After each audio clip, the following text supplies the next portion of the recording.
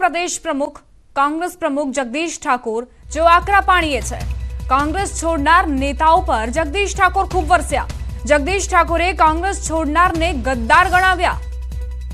વિશ્વાસઘાતી લોકોને ભગવાન પણ માફ નથી કરતો તેવું કહ્યું છે જગદીશ ઠાકોરે।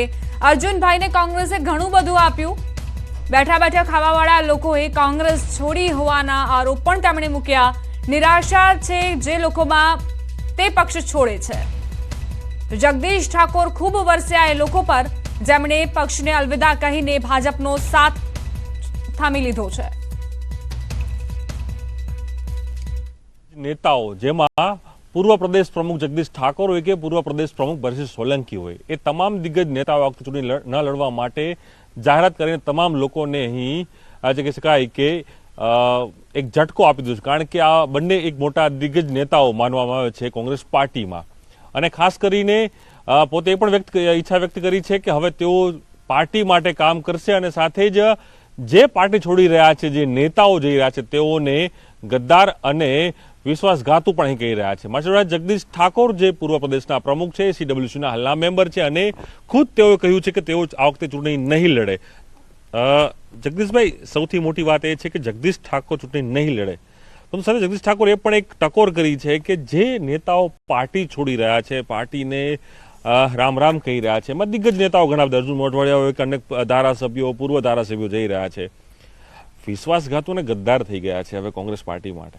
આ દેશનું બંધારણ જ્યારે ખતરામાં હોય જે સમાજોમાંથી આવી રહ્યા છે સમાજોને ગુલામ બનાવવાની માનસિકતા ભાજપની હોય ત્યારે એવા લોકો એવા પરિબળોની સાથે જઈ રહ્યા છે કે જે પરિબળો આ સમાજોને આ ગરીબોને ખતમ કરવાના છે।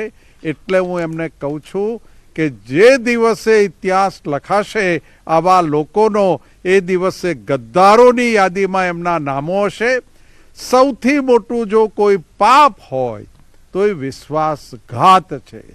તમને જેણે મોટા કર્યા તમને જેણે માન આપ્યું મોભો આપો તાકાત આપી અને જ્યારે પરિવારની ક્રાઇસિસ હોય પક્ષની ક્રાઇસિસ હોય એ વખતે તમે એની સાથે વિશ્વાસઘાત કરો છો કુદરત પણ એને માફ નથી કરતી એવું મારું સ્પષ્ટ માનવું છે। જગદીશ ઠાકોરે સૌથી મોટું રાજકીય નિવેદન પણ આપ્યું। ચૂંટણી લડવા અંગે જગદીશ ઠાકોરના મનની વાત। ચૂંટણી લડવા અંગે સનસનીખેજ નિવેદન આપ્યું। હવે આજીવન ચૂંટણીની રાજનીતિથી દૂર રહીશ। 2019માં પણ મેં લડવાની ના પાડી હતી તેવું તેમણે કહ્યું। મેં આ વખતેથી નક્કી કરી લીધું છે કે ચૂંટણી નહીં લડું। હું સંગઠનનો માણસ છું। મારા પરિવારમાંથી મારો નાનો ભાઈ ધારાસભ્ય છે તે પ્રકારનું નિવેદન પણ તેમણે આપ્યું। ભાઈ ધારાસભ્ય છે એટલે મારે જતું કરવું પડે તેવી વાત પણ તેમણે કરી છે। એક ઓબીસી સમાજનો સૌથી મોટો ચહેરો જગદીશ ઠાકોર છે। ઉત્તર ગુજરાતમાં સૌથી મોટી વોટ બેંક એની માનવામાં આવે છે।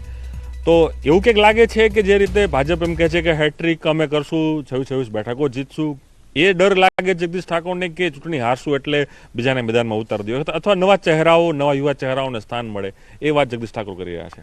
2 વખત ત્યાંથી ધારાસભ્ય થયો। મેં પાટણ માગી નથી। કોંગ્રેસના કેન્ડિડેટ જે ફાઇનલ થયા હતા ભાવસીભાઈ રાઠોડ એ છેલ્લી ઘડીએ ભાજપમાં જતા રહ્યા અને કોંગ્રેસ પક્ષે મને પાટણ લડવાનો આદેશ આપ્યો। હું લડ્યો અને ત્યાંની પ્રજા અને કોંગ્રેસના સહકારથી હું ચૂંટણી જીત્યો। એ પછીની ચૂંટણીમાં પણ મેં દાવો નહોતો કર્યો। 19માં પણ મેં સ્વેચ્છાએ ના પાડી હતી પ્રણવભાઈ કે હવે હું ઇલેક્શન નહીં લડી શકું પણ છેલ્લો આદેશ હાઈકમાન્ડનો આવ્યો અને મારે ચૂંટણી લડવી પડી। હું પહેલે દિવસથી એવું માનું છું કે રાહુલજી બધી જ વાતમાં જ્યારે વિચાર મૂકતા હોય કે નए लोगों को लाओ नए लोगों को लाओ એમાં ધારો કે અમિતભાઈ હોય પરેશભાઈ હોય એમને પ્રમુખ બનાવે CLP બનાવે। ભૂતકાળમાં તમે હાર્દિક પટેલ હોય કે અલ્પેશ જેવા યુવાનોને લે જિગ્નેશભાઈ મેવાણી જેવા યુવાનોને લે। આ પ્રક્રિયા રાહુલજી જ્યારે કરતા હોય ત્યારે અમારી જવાબદારી બને છે। હું 3 વખત લોકસભા લડ્યો 2 વખત ધારાસભા લડ્યો। ઇનફ ત્યાં મારે રોકાઈ જવું જોઈએ। અને બીજું મારા પરિવારમાંથી મારો નાનો ભાઈ ધારાસભ્ય છે એટલે મારે જતું કરવું પડે ને મેં નક્કી કર્યું છે આ જીવન હું ચૂંટણીની રાજનીતિથી દૂર છું। હું સંગઠનનો માણસ છું। આપ જોશો 4 ઉમેદવારો દોડે એના કરતા 24 ઉમેદવારો દોડે એના કરતા પ્રદેશ પ્રમુખ અને CLP દોડે એના કરતા જગદીશ ઠાકોર સવાયા દોડવાના કારણ મારા પક્ષના પ્રમુખ હોય, મારા CLP હોય, મારા ઇન્ચાર્જ મુકુલ વાસનિક હોય, એ મને આદેશ કરવાનો ના હોય. મારી જવાબદારી બને છે, મારી ફરજ બને છે કે કોંગ્રેસને આ વખતે 24ની ચૂંટણીની અંદર કોંગ્રેસના કાર્યકરોમાં દમ છે, એનામાં તાકાત છે.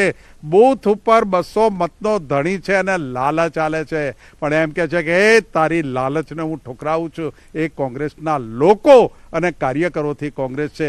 જગદીશ ઠાકોર કે 5 મોટા માથાઓથી કોંગ્રેસ નથી.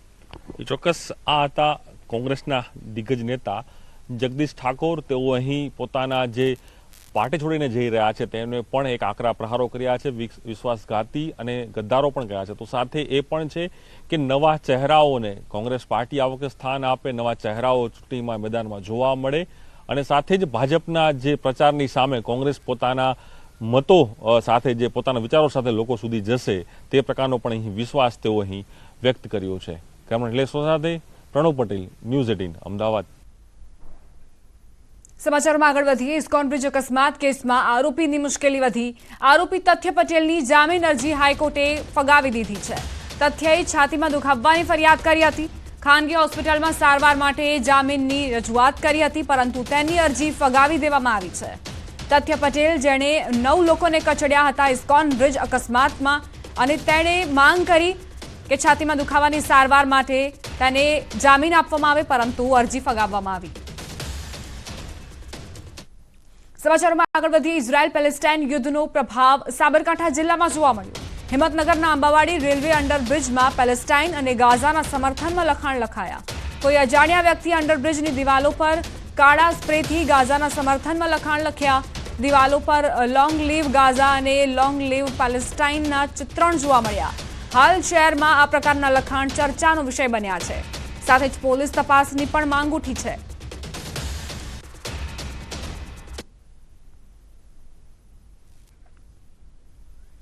તો સાબરકાંઠામાં પેલેસ્ટાઇન અને ગાઝાના સમર્થનમાં જે લખાણો લખવામાં આવ્યા છે તેની ચર્ચાઓ ખૂબ જ જોર પકડી રહી છે. અને long live Gaza, long live Palestine જેવા લખાણો કોઈએ બ્લેક સ્પ્રેથી અહીં લખ્યા હોય તેવી જાણકારી છે. અમરેલીના વડિયામાં સિવિલ હોસ્પિટલના ડોક્ટરની બદલી થતા લોકોએ વિરોધ કર્યો. વડિયા સિવિલ હોસ્પિટલના મનસુખ ગજેરાની બદલી રોકવા ગ્રામજનો અને વેપારીઓએ બંધ પાડીને બદલીના આદેશને પાછો ખેંચવા માંગ કરી. વડિયા સિવિલ હોસ્પિટલથી મામલતદાર કચેરી સુધી વેપારીઓએ રેલી યોજી આવેદનપત્ર આપ્યું. રજૂઆત કરવા માટે મામલતદાર કચેરીએ મોટી સંખ્યામાં વેપારીઓ, સ્થાનિકો, આસપાસના ગામના સરપંચો અને આગેવાનો એકત્રિત થયા. લોકોના મતે ડોક્ટર મનસુખ ગજેરા તેમને સારી રીતે સેવા આપી રહ્યા છે. એવામાં તેમની બદલી થવી યોગ્ય નથી, જેથી તેમની બદલી ન થવી જોઈએ.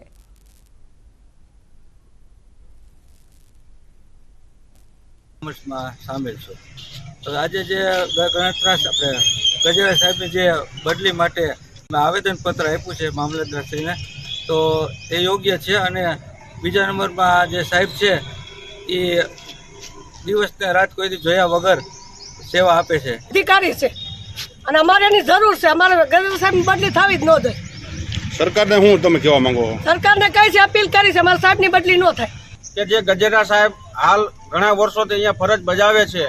રાત્રિના 2 વાગ્યે મજૂરને પણ કાંઈ વાડીએથી જે ખેડૂત વર્ગને વધારે જે તકલીફ હોય છે મજૂર વર્ગની, એને રાત્રે પણ કાંઈ તકલીફ પડી હોય તો સાહેબ રાત્રે 2 વાગે તત્કાલ એક ફોન ઉપર હાજર થઈ અને સામાન્ય માણસના જે ભગવાન સ્વરૂપ માનીએ છે અને એની સેવા આપે છે. એ બદલ વડિયા ગામ આજે 12 વાગ્યા સુધી બંધ રાખી તેમજ આજુબાજુ ગામના તમામ લોકો સાથ સહકાર સાથે આવેદનપત્ર આપેલ છે કે ગજેરા સાહેબની બદલી તત્કાલ રોકવા અમારી સરકારશ્રીને રજૂઆત છે.